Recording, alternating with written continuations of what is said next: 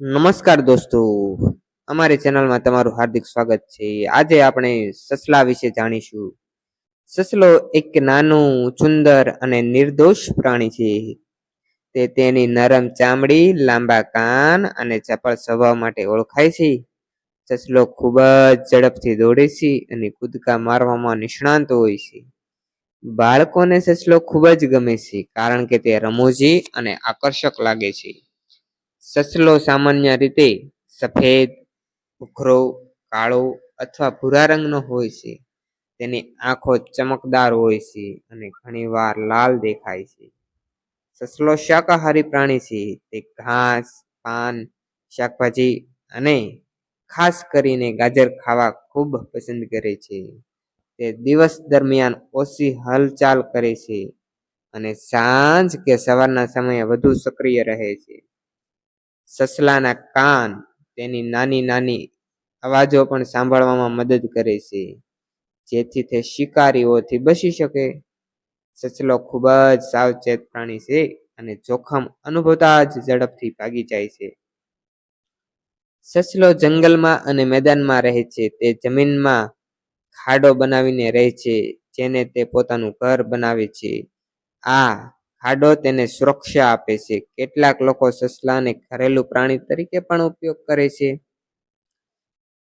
તેને પાળે છે.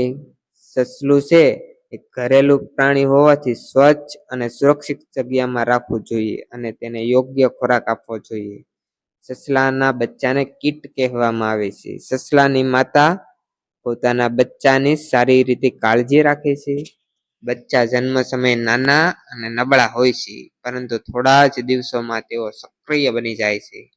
સસલો કુદરતનો મહત્વપૂર્ણ ભાગ છે.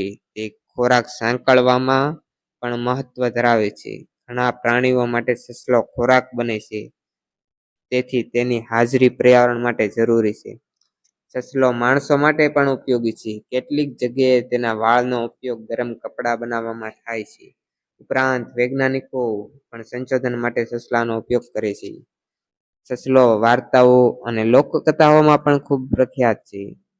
સસલો કાચબાની દોડ જેવી વાર્તામાં સસલો છે એ ઝડપદાર પરંતુ આળસુ પ્રાણી તરીકે બતાવવામાં આવે છે. આ વાર્તા આપણને શીખવે છે કે ગર્વ અને આળસથી નુકસાન જાય છે અને મહેનતથી જ સફળતા મળે છે. અંતમાં કહી શકાય કે સસલો એક પ્રેમાળ, શાંત અને ઉપયોગી પ્રાણી છે. તે પ્રકૃતિને સુંદર બનાવે છે અને લોકોના જીવનમાં આનંદ લાવે છે. આપણે સસલાને પ્રેમ કરવો જોઈએ અને તેનું રક્ષણ કરવું જોઈએ. જો આપણે તેને પાળીએ તો તેની યોગ્ય કાળજી રાખવી જોઈએ. સસલો ખરેખર એક અદ્ભુત અને નિર્દોષ પ્રાણી છે. જો તમને અમારા વિડીયો ગમતા હોય તો તમે અમારી ચેનલને લાઈક કરો, શેર કરો અને સબસ્ક્રાઈબ કરો. આભાર.